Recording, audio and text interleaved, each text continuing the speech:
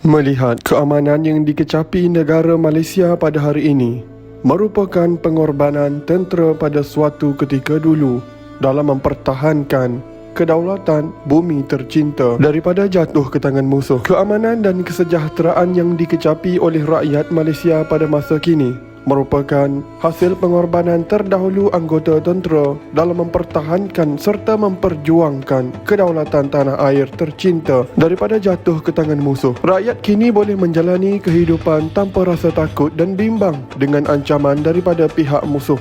Pengorbanan anggota tentera terdahulu seharusnya tidak dilupai, kerana tanpa mereka kita tidak mungkin akan dapat menikmati kehidupan pada masa kini yang begitu selesa. Hari ini kita akan menceritakan kisah daripada Kopral Hamid Khatib Bersara yang kaki kirinya hancur ketika melakukan operasi. Zaman dahulu memang banyak bandit, dan kalau pergi operasi tidak akan ada yang balik dengan selamat sepenuhnya. Ada yang mati, putus kaki, putus tangan dan bermacam-macam lagi. Memang teruk sangat keadaan ketika itu. Kopral Hamid Khatib Bersara masih ingat lagi masa itu baru keluar dari hutan. Hemok, pek loring, kasut, semua peralatan baru siap basuh. Malam itu pula beliau mendapat arahan untuk bergerak lagi ke kawasan operasi yang baharu. Peristiwa 43 tahun yang lepas sentiasa segar dalam ingatan. Setiap bait kata-kata sentiasa diingati dan tidak akan dilupai. Malah ketika beliau menceritakan pengalaman semasa bertempur dengan komunis, seperti ianya baru berlaku semalam. Baginya keadaan sekarang lebih selesa berbanding zaman dahulu, dan anggota tentera darat sekarang tidak lagi bertempur melawan komunis seperti zaman-zaman beliau dahulu. Kopral Hamid Khatib Bersara dilahirkan pada 26 Feb 1956 di Negeri Sembilan. Merupakan anak pertama dari 7 orang adik-beradik. Kedua ibu bapa beliau hanya membuat kerja-kerja kampung. Ketika berusia 18 tahun, Kopral Hamid Khatib nekat untuk mengubah nasib dan ekonomi keluarganya. Tanggungjawab sebagai anak sulung menjadikan beliau seorang lelaki yang cekal dan tabah mengharungi liku-liku kehidupan. Tamat persekolahan, beliau mula bekerja di kilang getah Lam Seng, Seremban. Ketika itu, beliau terdengar berita bahawa satu temuduga pemilihan tentera dibuka dan terus mencuba nasib. Habis sekolah, beliau terus bekerja di kilang getah. Masa itu, beliau terdengar yang tentera darat akan membuka temuduga pemilihan kepada anak-anak muda yang tamat sekolah. Beliau pun pergi dan alhamdulillah, rezeki menyebelahi beliau apabila terpilih dalam pemilihan tersebut. Pada 5 April 1974, Kopral Hamid Khatib Bersara melapor diri di Pusat Latihan Rekrut yang kini dikenali sebagai Pusat Latihan Asas Tentera Darat Pusasda. Selama 6 bulan bagi mengikuti latihan asas ketenteraan sebelum layak digelar seorang anggota tentera. Ibu bapanya tidak tahu langsung yang beliau telah melapor diri di Port Dickson. Semasa dalam latihan, Kopral Hamid Khatib Bersara menulis surat kepada kedua ibu bapanya untuk memaklumkan bahawa beliau sedang menjalani latihan asas ketenteraan. Alangkah gembiranya mereka apabila mendengar tahu yang Kopral Hamid Khatib Bersara memilih untuk menghabiskan usia remajanya dengan berkorban untuk negara dalam mempertahankan kedaulatan tanah air. Tamat latihan rekrut, beliau melapor diri di Batalion ke-7 Regimen Ranger Diraja di kem lapangan terbang Sungai Petani, Kedah. Walaupun masih baru, namun beliau telah terlibat mengikuti beberapa siri operasi sepanjang berkhidmat di 7 Regimen Ranger Diraja. Pada ketika itu, memang zaman berperang dengan komunis dan hutanlah menjadi tempat tinggal mereka. 3 tahun bergelar seorang anggota tentera. Beliau bersyukur yang dirinya terselamat dari sebarang kecelakaan ketika berhadapan dengan musuh di dalam kawasan operasi, sehinggalah Kopral Hamid Khatib Bersara mengalami satu peristiwa hitam yang tidak mungkin dapat dilupakan olehnya. Seperti semalam, peristiwa itu berlaku dalam dirinya, di mana beliau telah terpijak periuk api ketika menjalani operasi membanteras komunis di Greek, Perak pada tahun 1978. Sebelum ini, nasib menyebelahi beliau, namun tidak pada operasi kali kelima ini. Dalam setahun, beliau hanya sekali dua dapat bersama dengan anak bini disebabkan sering terlibat dengan operasi. Beliau masih ingat lagi pada tahun 1978.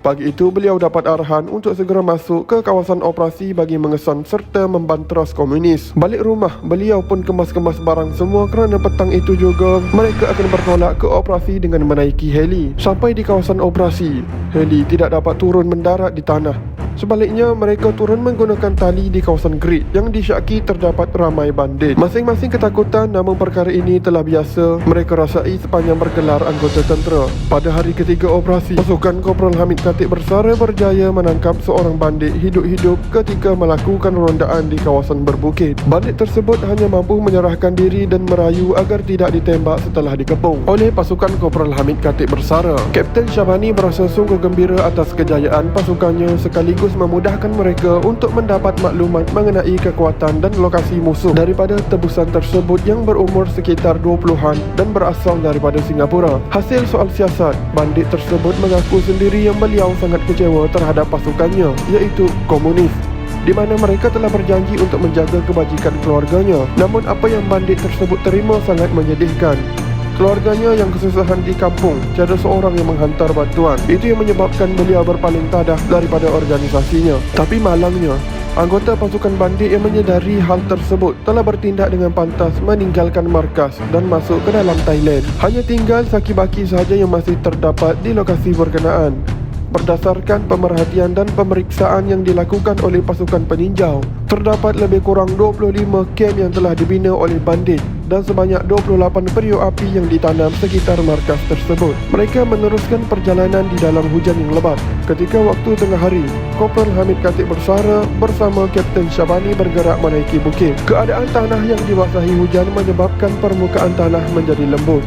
Kapten Syabani telah terjatuh ke dalam gaung dan menerima kecederaan di kaki. Kopral Hamid Khatib Bersara yang melihat situasi tersebut telah merangkak untuk menghulurkan bantuan. Pada jam lebih kurang 12 tengah hari, Kopral Hamid Khatib Bersara secara tiba-tiba terpijak periuk api menyebabkan berlaku letupan yang besar. Keadaan panik seketika dan Kopral Hamid Khatib Bersara tidak menyangka bahawa dirinya mengalami kecederaan parah akibat terpijak salah satu periuk api di lereng bukit. Darah tidak henti-henti mengalir keluar membanjiri tanah. Helikopter pula dijangka tiba pada sebelah petang untuk menghulurkan bantuan untuk penarikan keluar Kopral Hamid Khatib Bersara yang telah mengalami kecederaan parah. Kejadian tersebut mengakibatkan kaki sebelah kiri Kopral Hamid Khatib Bersara telah hancur disebabkan terkena letupan yang agak besar. Sebaik sahaja helikopter muncul pada jam 5.30 petang, musuh telah melancarkan tembakan bertubi-tubi ke arah helikopter tersebut, menyebabkan bantuan terpaksa ditangguhkan dan mereka terpaksa berundur.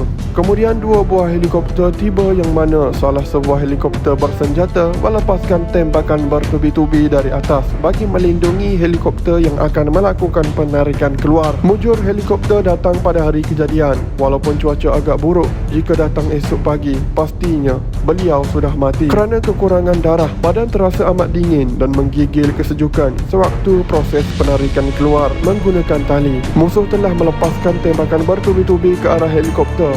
Beliau dapat merasakan kaki kanan telah kena tembakan sewaktu dibawa naik.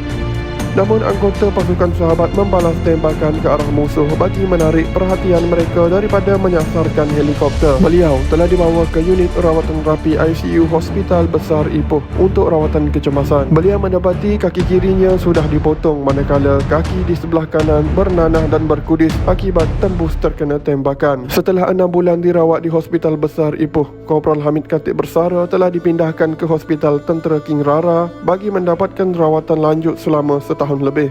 Hanya Tuhan sahaja yang tahu betapa periknya menahan kesakitan setiap kali jururawat melakukan proses mencuci bahagian kaki yang bernanah. Selepas semakin beransur pulih, beliau terpaksa mendapatkan kaki palsu agar memudahkannya untuk bergerak. Ketika itu hanya ada sebuah kedai sahaja yang membuat anggota palsu di Kuala Lumpur. Hal ini menyebabkan ianya memakan masa yang agak lama untuk siap. Selepas hampir 2 tahun tidak dapat berjalan, akhirnya kaki palsu yang ditempah beliau siap untuk digunakan. Kopral Hamid Khatib Bersara tidak dapat menyembunyikan perasaan gembiranya apabila dapat berjalan semula. Namun ternyata tidak semudah itu untuk beliau berjalan kerana perlu keseimbangan untuk mengawal pergerakan tubuh badan agar tidak terjatuh. Mengimbas kepribadian Kopral Hamid Khatib Bersara, beliau telah berkahwin dengan Rohana Muhammad Agus pada tahun 1975 dan dikurniakan 7 orang cahaya mata, iaitu 4 orang lelaki dan 3 orang perempuan, serta memiliki 20 orang cucu. Setelah bersara pada tahun 1994, beliau kini membuka sebuah kedai makan yang dinamakan Wira Ikan Bakar di Gemas, Negeri Sembilan. Kedai mereka tersebut merupakan sumber pendapatan beliau setelah menamatkan persaraan dalam tentera.